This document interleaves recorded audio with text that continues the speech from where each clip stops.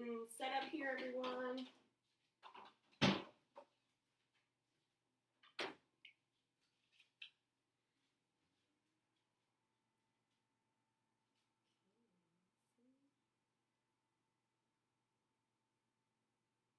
going to give it a moment or so to get started.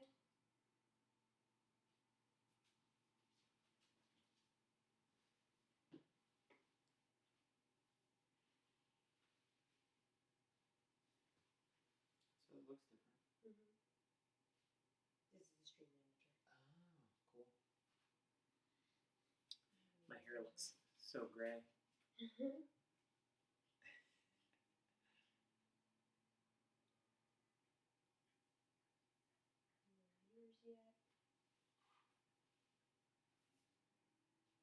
There we go. All right. We got a viewer. Hello. Thank you. We got our aprons just the other day, really. We got them on Etsy. I can't remember the name of the store, but I'll look it up and I'll let you all know. He did an amazing job. The man, his name was Max. He got these to us like almost immediately. So, hi, Becca. Thanks for joining us. And I'm glad you like our little setup. We're testing things out, trying to make it a little bit more user-friendly for anybody watching at home, so you can kind of see where the action is and see what we're doing. And also, we put a list of ingredients up so that if you would like to make this, you can. And I'll always put everything up on our Instagram too. But here we go. So let's see. I think we're... Let me just... Sorry, bear with me for a moment while we get started here. Okay, we've got some... All right, we can get going. Yeah. Yeah, so welcome to Our Dinner is Done. I'm Sally. I'm Jimmy. If you're new here, this is just a channel for us because we like to cook. And so we wanted to share some of the things that we make with all of you. We do a lot of like really simple kind of cooking here in our house. And tonight is a really simple, easy dinner, but it's also really delicious. Chicken cutlets. Chicken cutlets. One of our favorites. Yeah, and we love to put chicken cutlets on a sandwich. We love to just make chicken and cheese is what we call them here at home. You could switch up all the different types of cheeses. We got like little, maybe I guess ciabatta rolls. Maybe not. What are they? French rolls? Oh, they're Portuguese rolls. They're whole wheat Portuguese rolls. So a Portuguese roll, delicious roll. You can find it at. I always find it at farmers markets. I don't know if you can find them like internationally around the country, but in this part, in the Northeast, they're pretty regularly found like in the bakery section. But they're a nice size roll, perfect to hold a chicken cutlet.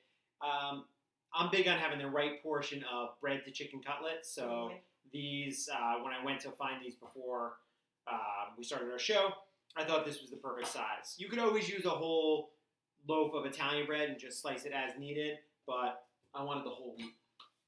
Hey, Mark. Thanks for joining us. I'm glad you can hear us now. You're all good. Yeah, you said you do hear us. So good. Yeah, all right.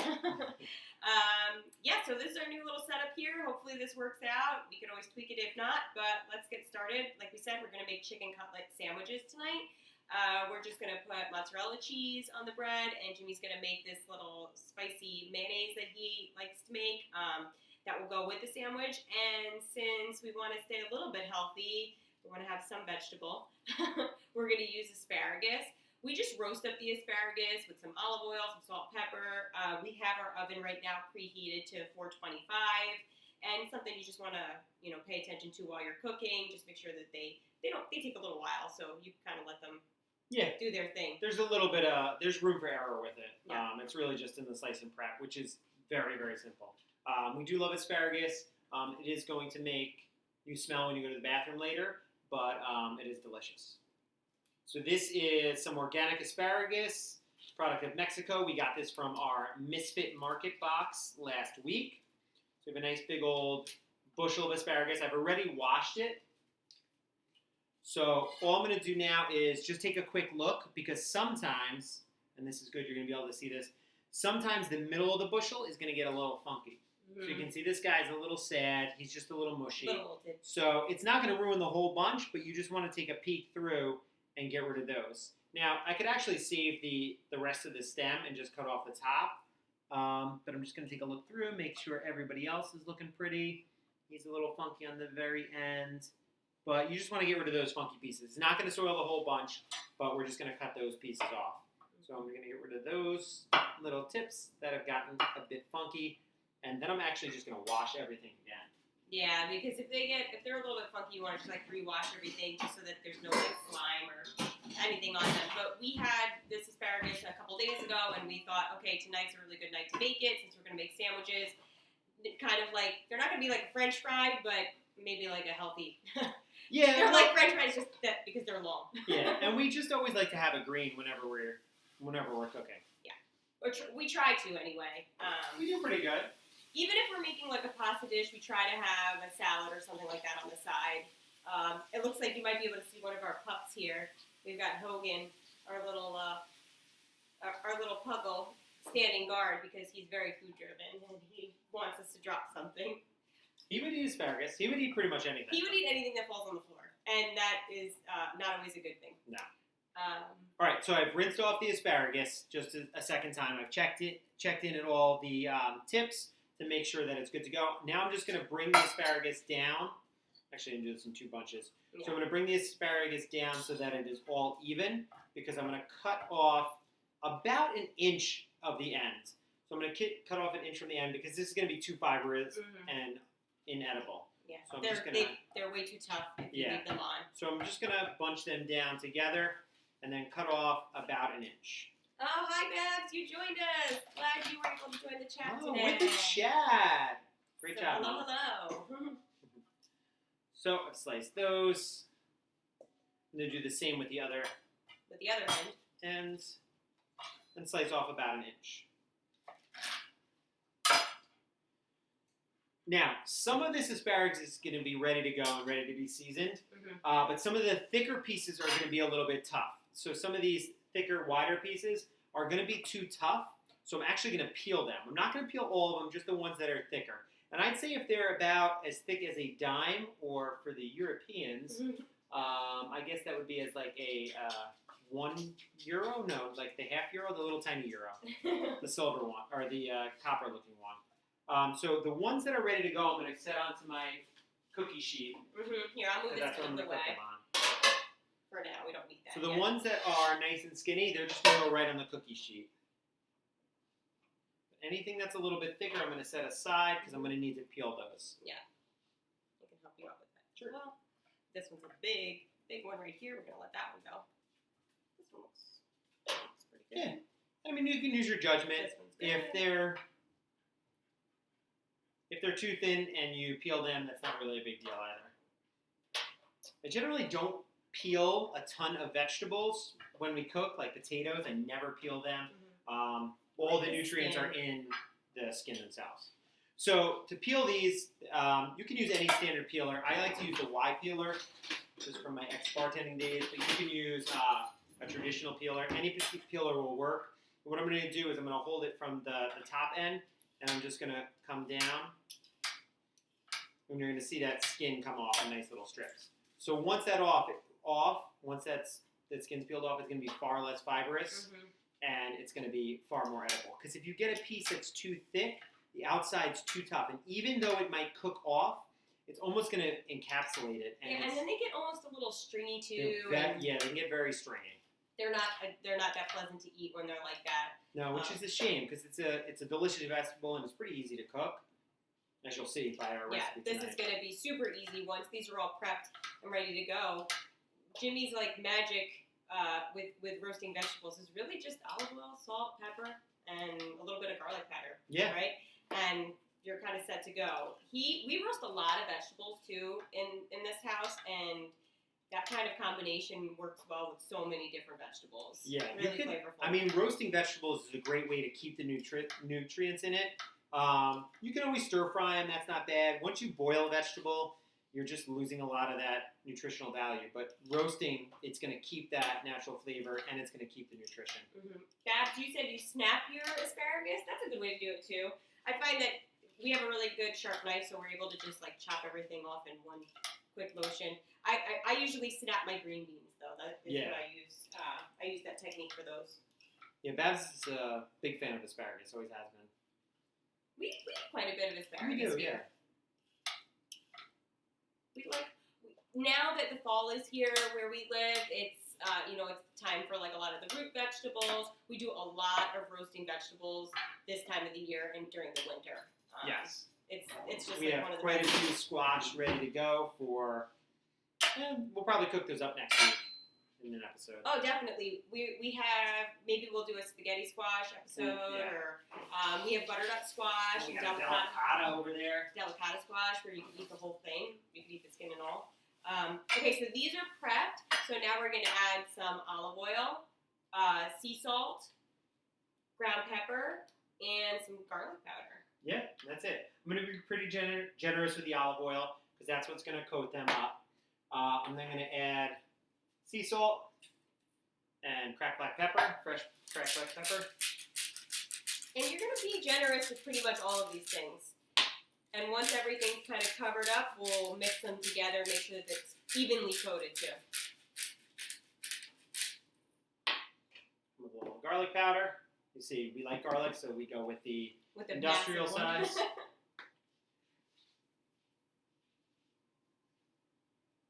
You see, I'm just coating it. Now, This is fun the fun part. part. you got to mix it together because right now just the top is coated. So I'm just going to mix these around in the pan. You could use tongs if you want, but He likes to use his hands Likes for to use my everything, hands. even when the pans and pots are hot. But you want to get them like evenly coated with some olive oil with all the seasonings, and then you kind of space them out, spread them out on the cooking tray here so that they evenly cook. yeah, because they're going to roast nicely from the heat of the pan, so you don't want them lying on top of one another. So it's not an exact science, but just so that they're nicely laid out. So that looks ready to go in the oven now. Like we said, we had our oven preheated to 425. So I'm going to put this in, and we'll probably put the timer on for about 10 minutes or so, and then we'll give them a check again to make sure how they're doing. If they're looking good, then we can give them a little toss and cook them for a little bit longer. But we'll let you know. I'm going to put these in for 10 minutes right now.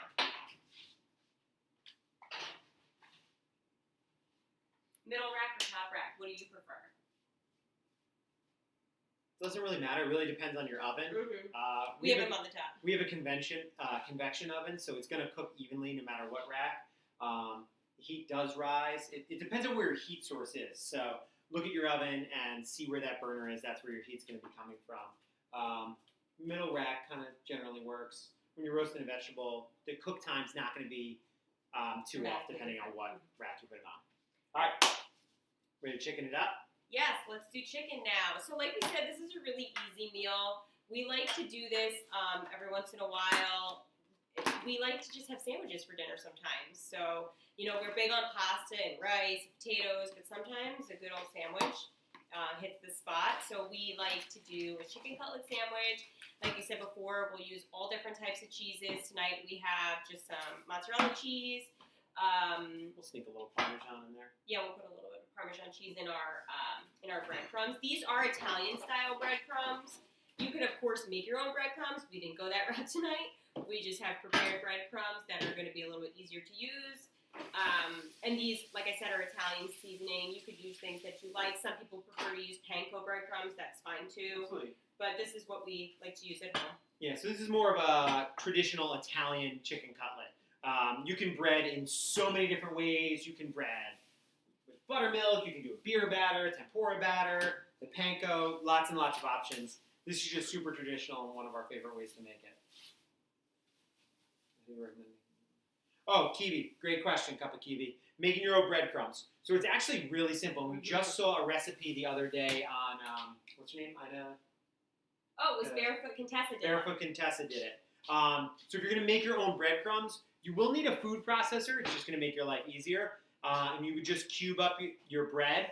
It doesn't necessarily have to be stale. It can be fresh. She actually purposely used fresh bread because you're going to get a different sort of texture to it. It's going to be a little bit softer, a little bit thicker. And she just took cubed bread, about half a loaf, cubed it up, threw it in with a little olive oil, salt, pepper. She used whole cloves of garlic and some fresh herbs. Mm-hmm. Throw that in the food processor, blend it up, and then you have fresh breadcrumbs. So yes, hi Anastasia, welcome. Sorry, you asked Sally. She's the tech person. I'm the chef. He's the chef. I will try to answer any cooking questions that I can, but I usually end up referring you to Jimmy. He's the one who's more knowledgeable about this stuff. As I've said before, he's the better chef of the two of us. I am his sous chef. I like to help. I'm the one who watches from the sideline, or I help with the sides a lot of the time. All right, so we're going to get our breading ready to go. So 3 ingredients. We have all-purpose flour. We have Italian breadcrumbs and eggs. And that's going to be our order. Flour, out of order. Flour, egg, breadcrumbs. And we are using liquid eggs here, egg whites. This is just because this is just my preference because I have a little bit of a food sensitivity to whole eggs, meaning the yolk really. So this just helps settle my stomach a bit. But if you have regular eggs at home, feel free to use them with the yolk. They actually tend to come out just, I think, a little bit better when you have the yolk. But in our case, we have to use the liquid eggs, the egg whites. So I'm using these long takeout containers from a famous restaurant in the area, just because it's going to be easier to get the chicken cutlet coated in there. And it's just a wider container. I'll be able to lay the chicken cutlet in flat and then transfer it into each one. You could use bowls. It'll work just as well. It might be a little bit messier. You're going to get messy kind of no matter what, so it's not that it really matters. So I have my 3 main ingredients. I have flour, I have my egg, I have my breadcrumbs. I'm going to doctor up the flour before we start with a little salt and pepper. Generous. Yes, Evie, I'm sure you know exactly where these containers came from. You were a regular. I'm going to throw a little garlic powder in my breadcrumb as well. In the flour. In the flour. In the breadcrumb, I'm going to add a little Parmesan cheese. Yes, thank you for the compliment on our aprons. I was saying a little bit earlier that we got these last week from an Etsy store located in Miami, Florida. I will get you the name another time. I can't remember it off the top of my head. I wanted to look that up before we came on, but I'll remember for the next episode. But he was really, really wonderful. The store owner, he got these to us immediately within a couple of days, and we're really excited to have them. So thanks to my brother too. Shout out for making our awesome logo. The very talented Peter Macaluso. All right, so our mix is ready to go. Our flour, egg, breadcrumb. Now we're ready for our chicken cutlet. So we have some organic chicken from 365 Whole Food Market, because Whole Food delivers, and we don't go to the grocery store anymore. No, we have not been to a grocery store since March 12th. I remember the exact day. Day before my mom's birthday, and right before the full-on pandemic went wild. I went for just the essentials, and it was pretty wild. I got nothing fresh. Everything was canned, frozen, and frozen chicken because everything else was completely sold out. Yeah. It was pretty wild. That was an interesting time for us. I was just at the end of my pregnancy. I was getting ready to go on maternity leave, and I had to take my maternity leave early, and then the whole world shut down. So. Yeah. But now, here we are, but we still don't go to the grocery store. Having a little one here with us at home, we just like to take a little bit more, I guess, precautions, you could say. Yeah. But here's our chicken cutlet. This is a little bit over a pound. I think it's 1.5 pounds. Yep. But we will end up cutting them, slicing them. I don't really like a giant piece of chicken. It kind of skeeves me, to be perfectly honest. So we like to cut them and make them as thin as possible. Yeah. So I'm just going to trim them a little bit. You'll see that there's a little bit of fat on the ends there, on the sides, so I'm just going to slice that fat off. Kiwi, that's a great question. It is something that I will definitely look into if people want to start purchasing merchandise from us. It's something that I'd love to do. Maybe we can get an online store with some of our items with the logo. I have to look into it and see if aprons are something that people would want to get, and also see how easily we can get them made and distributed to people. But it would be something that we'd like to do. So I've just trimmed off the fat. Chicken breast generally isn't going to have that much fat. I'm going to turn them over to this side, the back side, and I'm just going to take a look to see if there's any bones in there. You never know. Even though it's supposed to be boneless, you might get some bone, or you might even get some cartilage. Yeah, and you can tell just by giving it a little bit of feel. Yeah, that cartilage is going to be that gristle, which is, if you've ever had it, it's going to be that bite that is crunchy that you And think really is a tough. bone, but it's not, and it's pretty unappetizing. So your cartilage is going to be right on the back side where you see the breast come together, and you'll see it'll change in color a little bit. It'll be almost reddish in its tint, and you can just cut that little piece out just to make sure. That's not a bad idea, Kiwi. Like a joint store, that would be kind of cool to have all of us sell our merchandise together. That would be cool. We could definitely look into it. Let's have a meeting. Yeah, maybe we should have hoodies with Kiwi's face on it. I would love. You know what I really, really want, and I say this all the time to Jimmy, is that there are a lot of stores, yes, I want a zip-up hoodie in some of these stores to be available. I love a standard hoodie, but I love a zip-up hoodie too, especially being a breastfeeding mom. It would just be a lot easier if I had a zip-up hoodie with a cool logo on it. But all right, he's going to show you how he cuts up this chicken. All right, so very simple. So now I have my chicken breast. It's all trimmed. You're going to need a sharp knife, whatever you prefer. I use a chef's knife for everything. I think it is well balanced and it's nice. Thank you to her friend Christina. I actually bought this, rather pricey, wedding gift. So what I'm going to do? That's right. She did get it for us. So I'm going to take the chicken breast and I'm going to, because this is too thick, and I am going to pound these out, but I'm going to slice it in half first. So I'm starting with 2 chicken breasts. I'm going to end up with 4. So we have the side right here along that edge. That's where I'm going to start my cut. What I'm going to want to avoid is I'm going to want to avoid sawing. I'm just going to slice through. So I'm just going to start at one end and let my knife do the work. So I'm pressing my hand flat to hold it in place. My knife is probably not sharp enough, just enough. So just one clean motion, and you'll see that it's starting to slice open. I'm just going to go back in and continue that same slice, and you'll see it start to open up. Yes, I'll ask in just a minute. So Kiwi was asking if you guys are going to get the knives. It's a good deal for 2. Oh yes, he did send me that of the knives. That's not a bad idea. Yeah. He didn't ask me about it or talk to me about it, but I'm sure it's. It might have been near the baby's bedtime, so I might have forgotten. I'm sure it's cool. It's a good knife. He does like the good knife. When he got this one, he was like so excited about it. So now I have a fun knife. 1 breast turned into 2. Not a perfect slice, but it's okay because we're gonna pound them out. It's very forgiving. So I'm gonna do the same with the other one. Let's see if I can do a better job on this one. Oh, Kiwi. I wasn't saying that he couldn't get them. Of course he could buy them. I'm just saying he didn't show me which ones they were, so I was out of the loop. It's also like permission to use the dishwasher. The oven just beeped, so our asparagus has been cooking for about 10 minutes, so I'm going to just quickly take a peek at these and see how they're doing. We definitely can use a little bit more time on these. If you don't mind, I'm just going to grab a set of tongs from in front of you here so that I can go in and give them a quick kind of like flip and a little bit of like a stir there so that we could kind of turn them over so that they're more evenly coated. Put it full out so people can see. Yeah, I'm going to pull out the asparagus so you can take a look. Oh, sure.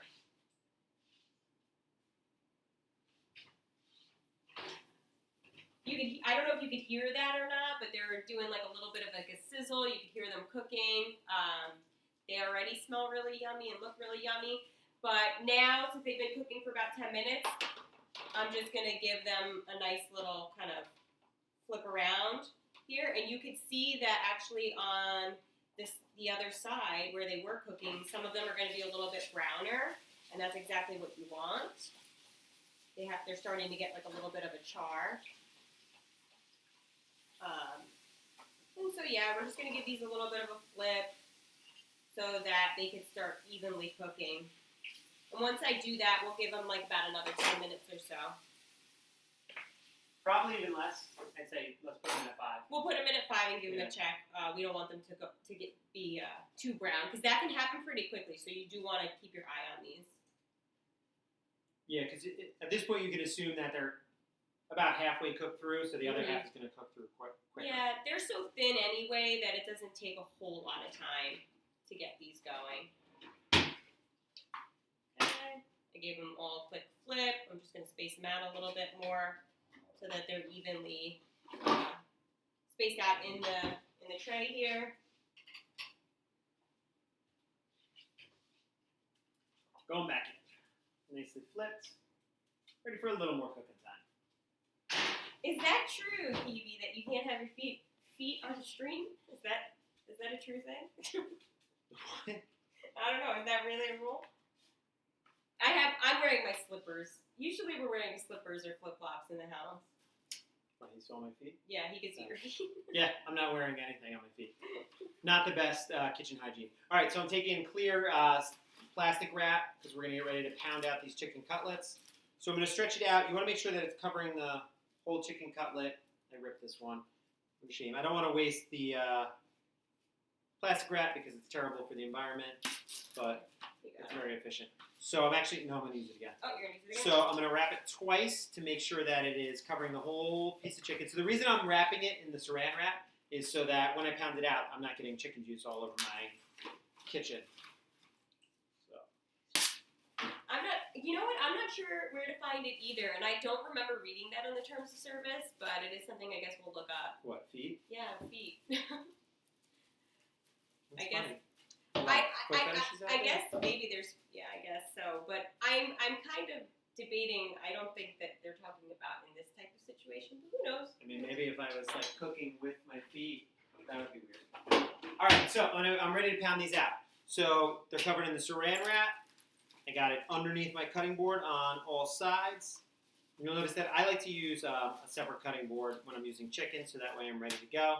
So you have your mallet. You could use a roller if need be. You could use a wine bottle. You could just use a regular hammer. So you have your small ridges and your big. I like to use the small ones. The big ones I feel like break it up a little bit too much. And you're just going to lightly pound the chicken. Yep. I don't know how loud this is going to be. But it's just going to flatten it out, make it easier to eat, and it's also going to tenderize it. Yes. So we'll just let him do that for a moment, since it's a little loud. And I'm just working my way across and then up and down the chicken.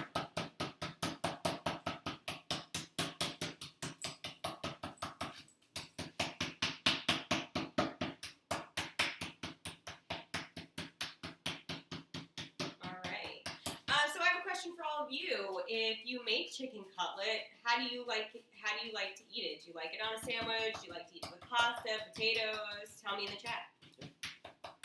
Fun fact about chicken parm: when we were in Rome, on our honeymoon, we took a cooking class, and the chef there informed us that they never eat chicken parm. He didn't understand the concept of it. He was chicken very parm confused. sandwich. Not even the chicken parm sandwich, the chicken and pasta. Chicken parm and pasta blew his mind because he was like, chicken, dry, pasta, dry. Why would you put those two together? He was just blown away by that concept. The sandwich he seemed to be a little bit more open to, and there was an Australian couple there. Yeah. And he basically described like a Rutgers-style fat cat sandwich. Mm-hmm. That was the Australian version of a chicken parm sandwich. It was more chicken, like a chicken tender, mozzarella cheese with like a brown gravy and French fries on top, all on a hoagie roll. So almost like a fat sandwich roll. Oh, okay. So Mark did find the terms of service. He said you can't feature your feet or use tips, channel points to show them. If they happen to be visible momentarily, it isn't a major issue, although it's probably best to wear shoes. So is it okay to wear flip-flops? Just bare feet, I guess? Yeah, I'm going to put my slippers on. Okay. He has slippers. He'll put them on.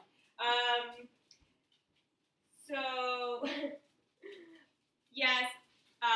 Kiwi chicken parm is good. But, yeah, what they were saying in Italy is that it's not a traditional Italian dish. It's definitely more of an Italian-American dish. And they said that about a lot of the things over that we eat here, like spaghetti and meatballs. They don't eat them. He has his slippers on.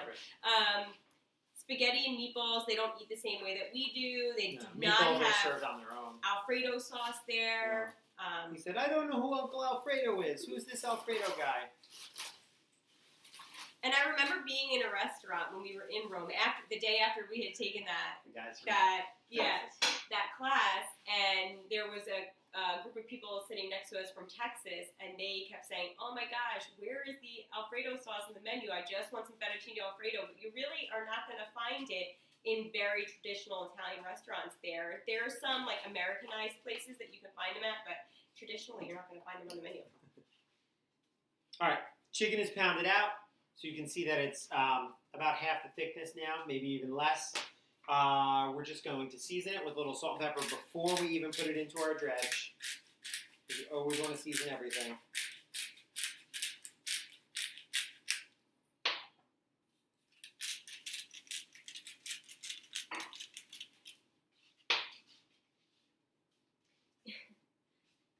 Well, anyway, thanks, Mark, for the clarification. It works. He put his slippers on. It's all good.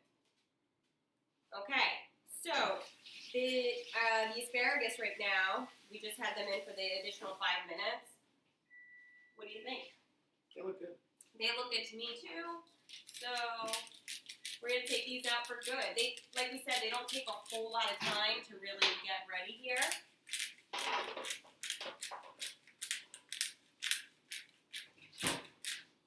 I'm gonna turn that off, and I'm gonna give you a little sneak peek of these.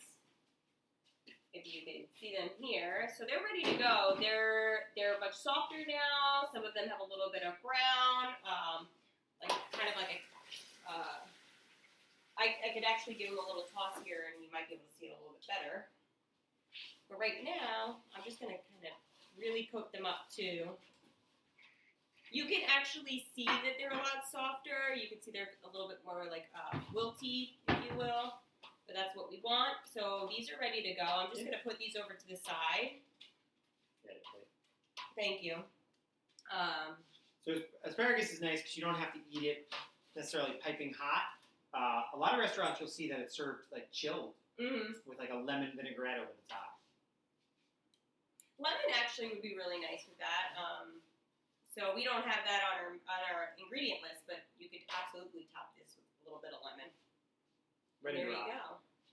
So those are good. I'm just going to put this, Throw it back in the oven. put it back in the oven for now. We'll get to cleaning later on. And we can get started with our chicken cutlets now.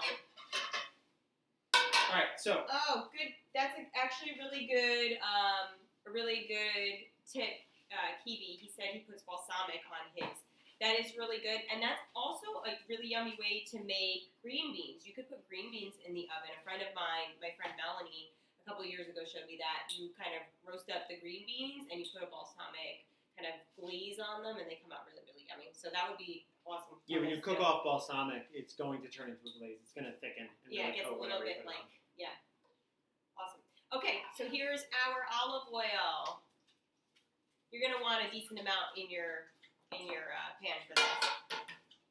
So you're going to want to be able to submerge, not the whole, you don't have to submerge the whole chicken cutlet. Once they're ready to go in, you're going to need to, for half of it, whatever half is facing down, to be fully submerged. So you're going to want to fully coat your pan so that it's about 1/8 of an inch to 1/4 of an inch. I'm going to let out our dog. Hold on. One of the dogs. You need to go outside? You could I use guess not. one pan. We're going to use 2 just to expedite this process. So that way we're going to be able to cook all 4 At the same time. tenders at the same time. Yep. With enough room. You don't want to crowd the pan. Would you like me to turn the heat on? Yeah, you can turn them on. Medium for right now? You can put them on to medium for now. Okay. You don't want to make it too hot because you don't want to. You don't want them to burn. You don't want them to burn. Excuse me. Okay, so I have this on medium just so that the oil can heat up. Okay. All right, so we are ready to dredge the chicken. Now, you could use tongs or you could use your hands. The thing is, you're going to want to if you're using tongs, you can just put them right into the dredge, no problem. Your hands aren't getting messy. If you're going to use your hands, you want to have one dry hand and one wet hand. And what I mean by that, only one hand will touch dry ingredients, which are going to be our flour and our breadcrumbs, and then one hand is going to touch the egg ingredient. If you do that, then your hands won't get all caked up with flour and breadcrumbs. Mm-hmm. So I'm going to use my hands because I prefer You'll see that. what he means.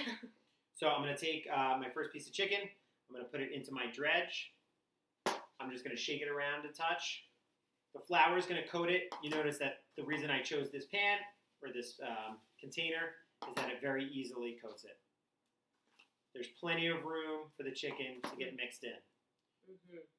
So as I pick it up, I'm just going to shake off the excess flour, and now it is coated front to back. Now, with my dry hand, I can put it into the egg wash nicely. I'm actually going to coat one half and then coat the back half and then drop it in. So this is my dry hand. It's not going to touch anything but dry ingredients. My left hand is going to be my wet hand. So I'm going to submerge it in the eggs. I don't really have to move it around very much. The container is big enough. When I take it out, I'm going to drip off that excess egg, and then it's going to go into the breadcrumbs. So wet hand's not going to touch that. My dry hand can touch. Mm-hmm. I'm just going to give it a little shake, and the benefit of shaking it is now both ends are coated in the breadcrumbs. So now I can use my dry hand to touch, and my dry hand is not going to get covered with the egg or the chicken juice. I want to make sure that it's fully coated with the breadcrumbs. So I'm even going to toss a little bit on top. Yeah, if you don't coat it enough, you're not going to get that really crunchy skin that you want, or coating that you want. Oh, I think you mean Baby Babs. He is out for a walk with his pee-pee. All right, ready for my next one. So I'm picking up the chicken. It's going to be wet, so I'm going to use my wet hand, put it into the flour, just stir it, shake it back and forth a little bit. Again, the ends are now coated. Now I can grab it and flip it and just shake it up. Like we should have music for the shake up. All right, so again, I'm using my dry hand. Shake off that excess flour. It's coated front to back.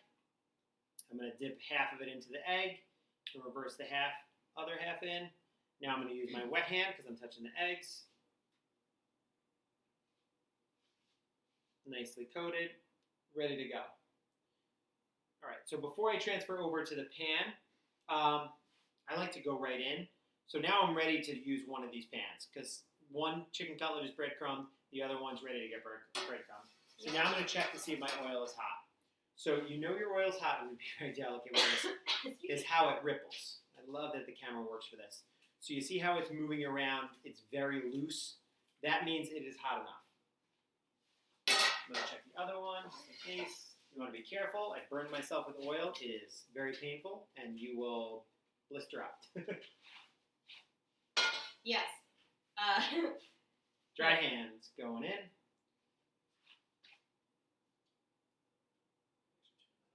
Okay. So that was a little low. When it hits the pan, you actually want to hear a little bit of a sizzle because you want your oil to be hot enough that it cooks right away. Otherwise, it can get a little soggy. So I actually had that burner a little too low. That's my fault. This So one? I turned it up. Okay. So we're actually going to bring them up to medium high.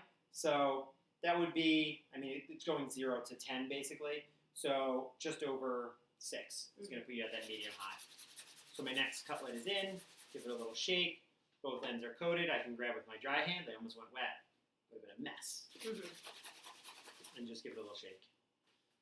Any questions in the chat? No, it doesn't look like it right now. Anybody have any questions about what we're doing here?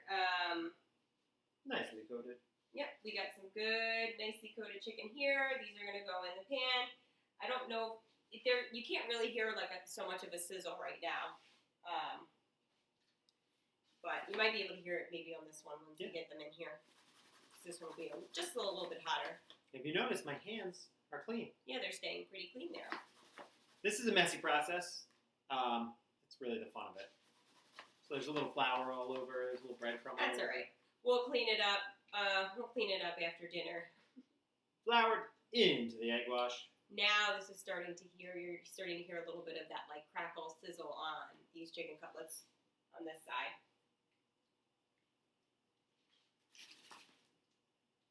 Into my breadcrumbs. And a nice little shake. Nicely evenly coated here.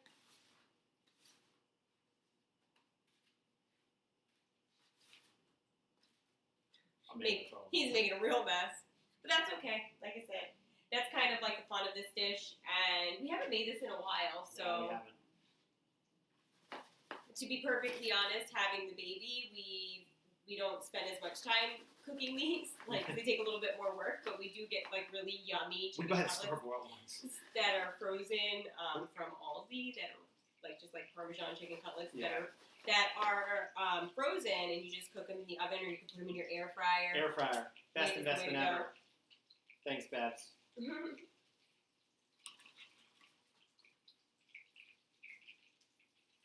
Alright. Can you hear that sound? I don't know if anybody can catch that sound or not. These are starting to really sizzle. Okay. Alright.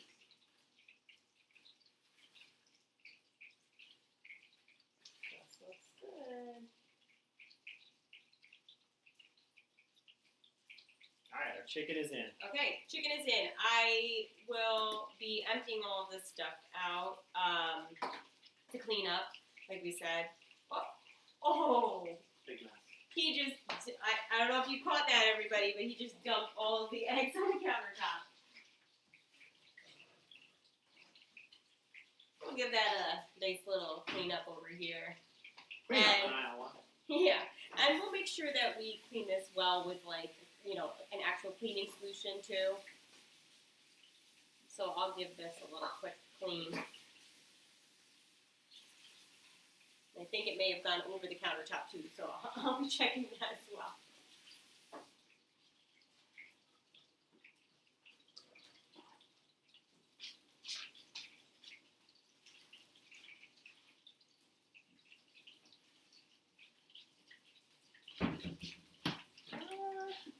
Actually, I think we're okay. Yeah, it's just a slight spill. So pretty much anytime, I think we got cut off last time. Anytime I cook with chicken, once I have finished, I'm always going to wipe down. So I'm going to wipe down my countertop with just a wet paper towel, and then I'm going to sanitize afterwards. Yeah. With a very hard to find Lysol wipe, Clorox wipe, if you can find one. If not, you can just use a spray. But that way I know the surface is clean and salmonella free. That is some scary stuff.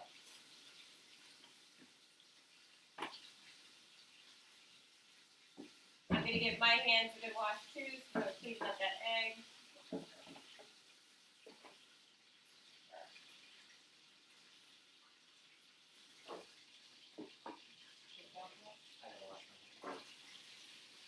Alright, and we're just going to wipe off our wooden cutting board too, so that we can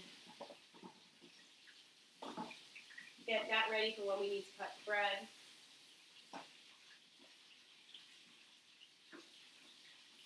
And then I guess you're going to make the sauce now? Yep, I'll make the spicy yo. Yeah, so I'm actually going to let this dry a little bit. Spicy yo is easy to make. And now he's going to show you how to make a spicy mayo. Really not a whole lot to it. You can see and hear that our chicken is still cooking. It's looking pretty good. We're not ready to turn them just yet.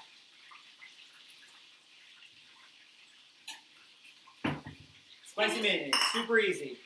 Can you see Mayonnaise. them? Can you see Ricky and Meatball? Yeah, you can try one. Oh, yeah. They're just hanging out in the baby's playroom. Alright, so spicy mayonnaise. I'm going to use 2 sandwiches, so I'm going to use about 4 tablespoons of mayonnaise. So, we're starting to bubble. What you can do right away when it starts to bubble a little too much is to turn your heat down, and they're actually ready to turn. So I'll show you how, so you know. Yeah, these are really starting to kind of splatter at this point. There are things like little splatter guards that you could get to put over your pots and pans.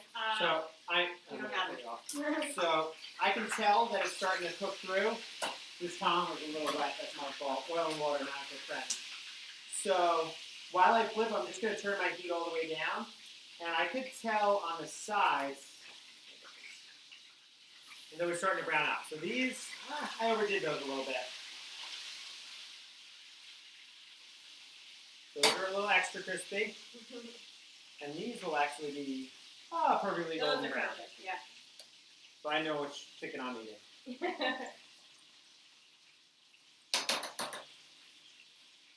Yeah, so actually you can probably see them better on that front burner here, that these are nice and brown. These are just the color that you want. On the other side, they are a little bit darker. All right, so I have about 4 tablespoons of mayonnaise in my bowl. There it is. Now I'm going to add sriracha. This is Texas Pete sriracha because quarantine, the real one was sold out. They all taste the same. Sriracha is a brand, but it's also the name of chili sauce. So I'm going to add about 2 teaspoons, so about a tablespoon worth of the sriracha. And then I'm going to add a little bit of salt, about half a teaspoon. A little pepper, also about half a teaspoon. Then I'm going to add about half a teaspoon of garlic powder.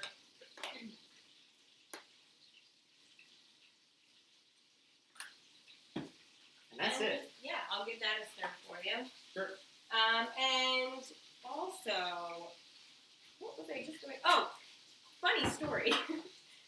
With sriracha, one night we were eating dinner, and I went to use some sriracha. I don't believe this was the same bottle. I think it was a bottle that was almost towards the end. And I went to put it on my food, and all I did was pick it up and twist the cap, and I must have squeezed simultaneously, and although I didn't remember doing that, and some of the sriracha just flew up into the air, and it happened to land right in my eye. And let me tell you, not a pleasant experience. That was very, very painful. So be careful when you open your sriracha. Just a word of advice. All right, so we're just going to give this a nice stir. Mix all of these ingredients together. You're going to get like a really nice color on this too. It's a nice like orangey kind of color. And this is really, really yummy on fries. You could use it as like a dipping sauce for your French fries. I love to just use it as, I'm not a big mayo person, but I do like mayo this way because it has more of like a fun flavor. And this is really yummy on a sandwich. So now that looks pretty good. You can see that there. Looks really, really yummy and tasty. And this has kind of like a little bit of like a smokiness to it, too. So this is ready to go. So I'll put this one. How's it taste? I actually didn't taste it. You always want I to. should have. Where's she? Well, actually, here, listen to this. Say that again? I said I was going to just taste it, but you're not even selling it. Oh. Ah. Good. Good. Perfect. You want to have a nice balance. You don't want it to be too hot, but you also don't want it to be too sweet from the mayonnaise. All right, so the chicken looks about ready. Just to play it safe, I'm going to get out my trusty thermometer.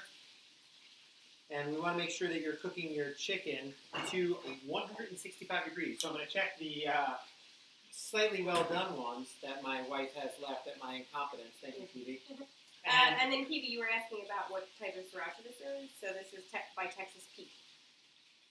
See that? Yeah. Here we go.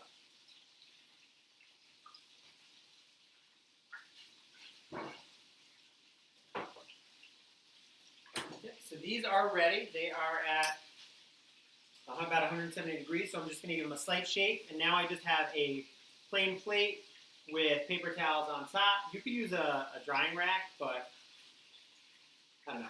Paper towels, I think, Paper kind towels of work to get that excess moisture out. Flip this one to the pretty side. Oh, much better. So I'm just going to place these down to let them dry out. These should be ready as well. I'm going to take a quick look at this other side. So yeah, you want to make sure you remove your oil from the heat because it's going to continue to heat up. So I'm going to take a look at these. These are a little thicker. A little bit thicker, so I'm going to check the temperature. You also notice that once I put them in the pan, I didn't move them around. You want to let them just cook on their own. If you move them around, you're going to knock the breading off. You don't want to move them around too much.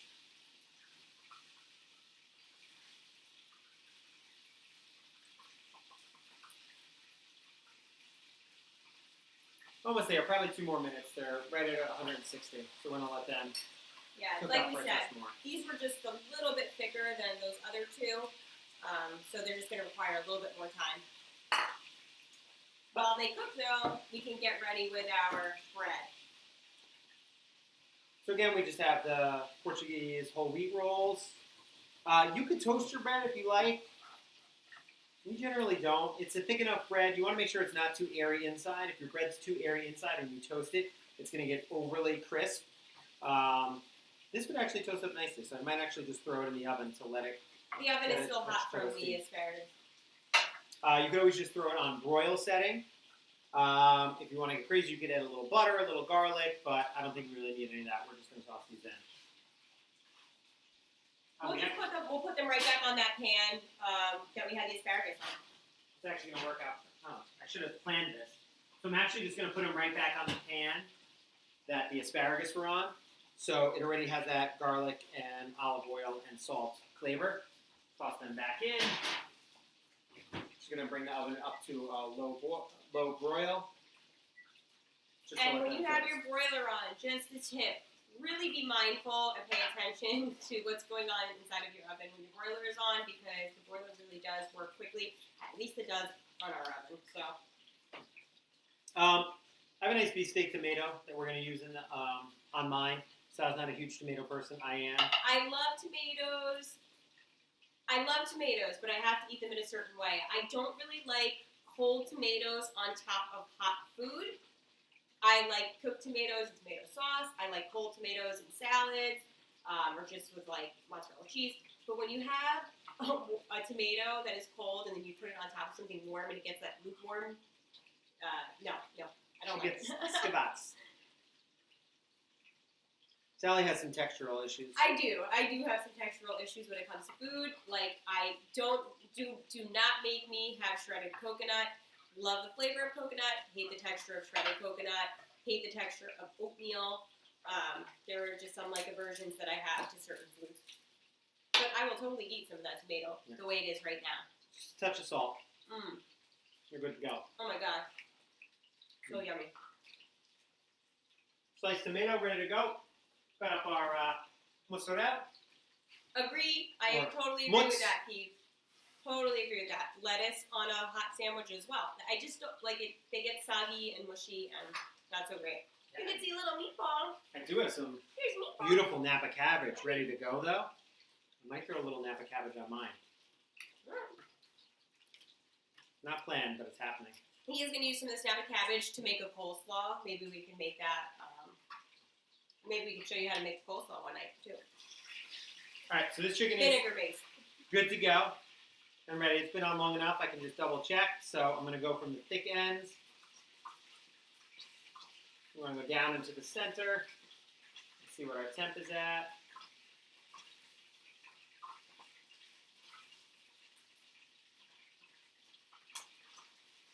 It's a good thing we're wearing these aprons tonight. They're to be covered in oil. Just at about 170. I got burnt very nicely there. Ooh. Turn that down. So a nice little gentle shake. This guy burnt a little bit on the one end. So those are ready to go. Have a little Napa cabbage. It's already pre-washed, so that's all set. I'm just going to use this on mine just for a nice base. A little crunch as well. All right. Our bread is looking ready to go as well. Yeah, might actually give it a flip. Yeah, he'll give it a quick flip. And that way I'll know if it's toasted on both sides. So let's see. Oh, it looks good. Use an actual oven mitt. He's using a towel. Which is wet. Which is wet, and which his means hands. the heat is going to transfer through it. That's middle school science right there.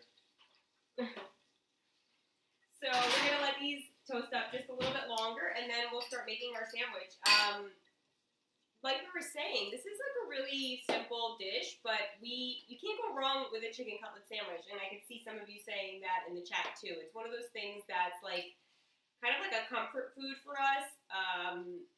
There's nothing better. You could have it for lunch, you could have it for dinner, and what we like to do too, tonight we made like a reasonable amount of chicken, but you could also just like make like a nice big batch, and you could use it for different recipes throughout the week. Like you could make a chicken parm or something like that, or you could cut it up, put it over a salad. But we do love it as a sandwich. We're big into carbs. I think the baby has a sandwich. Okay, so we're gonna cut up some of this cheese. Also, while Sally's checking on the baby, I'm going to. That's Hogan, littlest dog, Gladys. So you see, I put a paper towel on top of the chicken on the opposite side. So I want it to be able to drain that excess oil. So I'm just going to flip it over now, and you'll see some of that oil has come off, and now it's going to be able to drain down onto the other side as well. Another note: when you have an oily plate or pan, make sure you always wipe it off with a paper towel, because otherwise you're not going to be able to get that oil off. You good, Sally? Yep. Oh. Get back to your wall. Right, so I'm going to slice up this fresh mutts. Okay. Yep. Oh, yes. He actually bought some of it. Phoebe. It's out. Oh, you took it out already. I'm Yeah, sorry, I I'm missed putting it that. on. Missed that part of the conversation. There was going to be a surprise, but yes, I am ready to go with a little jardiniere. Jardiniere. Jardiniere. Jardiniera? How do you pronounce it? Jardiniere. Jardiniere. Anyway. That's how Guy Fieri says it. Okay, so I think our bread is actually ready to go now, too. Yeah. So I'm going to take that out. Clear up the oven here. That is the shock collar beeping over here. Okay. Got it nice and toasty. Alright. So we got a nice toast, nice crisp on both sides. We're ready to plate. We are. We're ready to plate. Our plates are right here.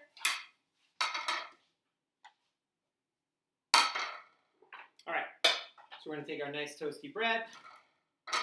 Quite toasty and warm. I just laid it out like this so I know which one is the top half. I'm going to take our chicken cutlet. Place those on. I'm going to take the crispy one. Now I'm going to put the mutts right on top. 2 nice big pieces each side. Now, if you want, we could actually, let's do it. Let's do it right. We're going to melt this mutts. Oh, yes, we could do that. Because it's going to give it, it's just going to taste so much We'll better. just put it back on the broiler on low again. So it's only going to take about a minute or so in there. Just get a little melty, oozy goodness. There we go.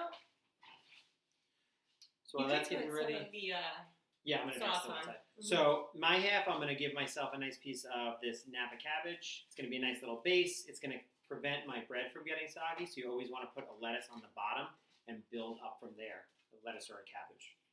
Taste test. Can't go wrong with some mutts. So we're going to dress up the bread now. So I have my spicy yo, have my bread. Let's take a nice dollop and give it a nice schmear. Love that word. Looks delicious.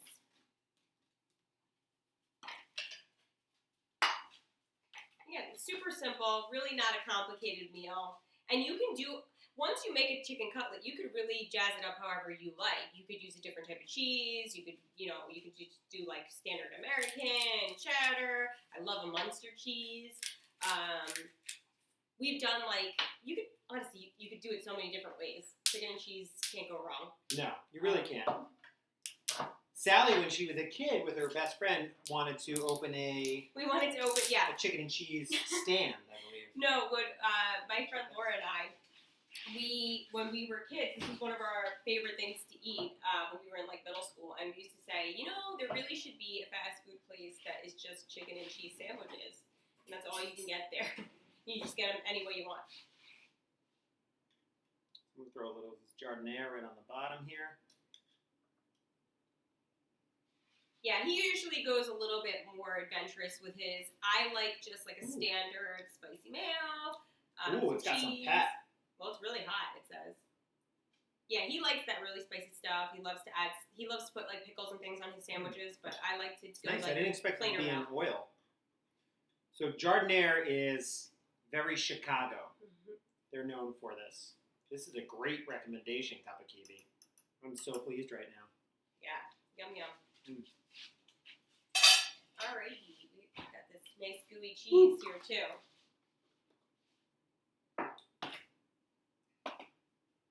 Okay, so we're ready to take out our chicken here with our cheese on top, melt it up. Ah, perfect. I'm glad we did that.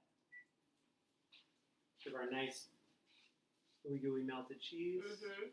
You can let it go a little bit longer if you want to get it a little bit like browner on the top, but this looks good to us and I'm getting hungry, so this is what we'll go with. There we go, perfect. And my favorite thing about this right now is we have a nice bread to protein ratio. Totally. So it's you want the chicken just hanging over just a touch as well. So it's the perfect amount. Now we can plate up our asparagus. Yep.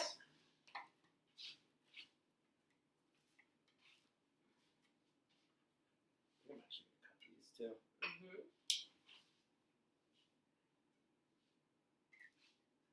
Yeah, it might be a smarter idea to cut the sandwiches. I'm about to do that. Just because these are kind of big, so just for ease of eating them.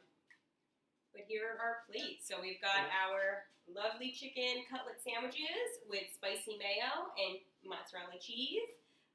Jimmy added a couple things on his jardiniere, his snap of cabbage and tomatoes. I went the plainer route. And then we have our nice roasted asparagus on the side. But check that out. Looks delish. Steam rising. I will definitely take a picture, put it on our Instagram. Follow us at our Instagram at OurDinnerisDunn if you don't already. And here we go.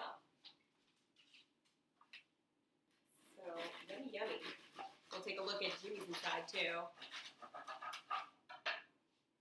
Check that out. Ah, perfect. Looking good. All right. I hope that you enjoyed this recipe tonight. It's a little bit of work to get these chicken cutlets, but they're worth the effort. They're really tasty, really simple. You can jazz them up however you want. Very versatile protein. Absolutely. Can even get fancy with the nice Toothpick in these. Mm-hmm. We do have toothpicks. They're going to be too small. These are going to be just too big. Yeah, but I think we're all set. We're all set. So, any other questions before we head out, or? Absolutely. Like we were saying, you could definitely make more than you need, and you can have them for a couple days afterwards, and you could use them any way you want. You could also freeze your chicken cutlet.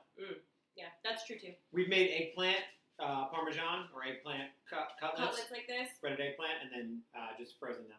Yes, that's actually a really good. That's actually a good recommendation too, especially if you don't eat meat. If you're a vegetarian, we don't eat a ton of meat, so there are days where we prefer to go meatless. So you can easily do this with eggplant. That's good. But we're gonna go eat. So thanks for joining us again. We'll see you on Friday. Yeah. Okay. All right. Thanks, everybody. Thanks, everyone. Have a great night. Be safe. Be well. Bye.